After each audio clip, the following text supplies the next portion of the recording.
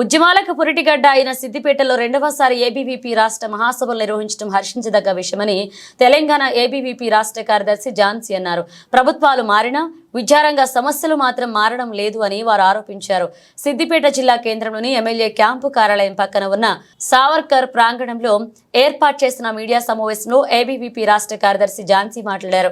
ఈ నెల 23, 24, 25 తేదీల్లో సిద్దిపేట ఎమ్మెల్యే క్యాంపు కార్యాలయం పక్కన ఉన్న సావర్కర్ ప్రాంగణంలో 43వ రాష్ట్ర మహాసభ సభలు నిర్వహిస్తున్నట్లుగా తెలిపారు. 43వ అఖిల భారతీయ విద్యార్థి పరిషత్ రాష్ట్ర మహాసభలు సిద్దిపేట జిల్లాలో ఈ నెల 23, 24, 25 తేదీల్లో నిర్వహించుకోవడం జరుగుతుంది. సిద్దిపేట అంటే ఒక ఉద్యమాలకు ప్రత్యేకమైనటువంటి పేరున్నటువంటి గడ్డ. నాడు నిజాం నిరంకుశత్వ పాలన నుంచి మొదలుకుంటే తెలంగాణ ఉద్యమంలో కావచ్చు, తొలి దశ తెలంగాణ ఉద్యమంలో కూడా తొలి అమరుడైనటువంటి వారు మెతుకు సీమ నుంచే ఉన్నటువంటి ఒక చరిత్ర ఉంది ఈ గడ్డ పైన.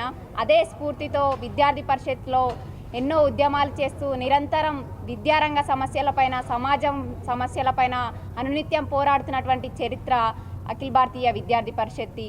గత ప్రభుత్వంలో చూసుకుంటే 307 కేసులు బనాయించి 14 మంది విద్యార్థి కార్యకర్తలను చెర్లపల్లి జైలుకు పంపించినటువంటి నీచపు నిరంకుశత్వ పాలనను అంతమొందించడంలో కూడా సిద్దిపేట జిల్లా కార్యకర్తల పాత్ర ఎంతో ముఖ్యమైనది.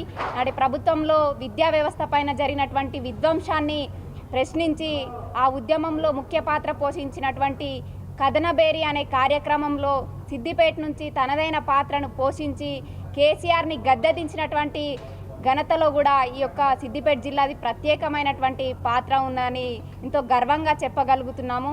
ఇదే విధంగా అనేక సమస్యలపైన కూడా అనునిత్యం పోరాడుతున్నటువంటి ఒక ప్రత్యేకమైన పేరుందన్నటువంటి గడ్డ సిద్దిపేట.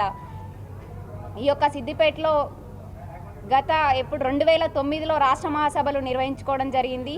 మళ్ళీ 43వ రాష్ట్ర మహాసభలు ఇక్కడ నిర్వహించుకోవడం చాలా మంచి పరిణామంగా పరిగణిస్తున్నాం.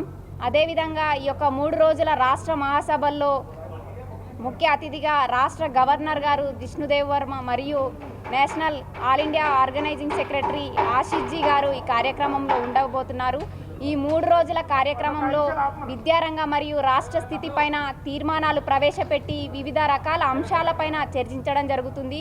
ఈ యొక్క రాష్ట్ర మహాసభలకు రాష్ట్ర వ్యాప్తంగా పెద్ద ఎత్తున విద్యార్థి కార్యకర్తలు, విద్యార్థులు, విద్యావేత్తలు పాల్గొని వివిధ అంశాలపైన చర్చించడం జరుగుతుంది.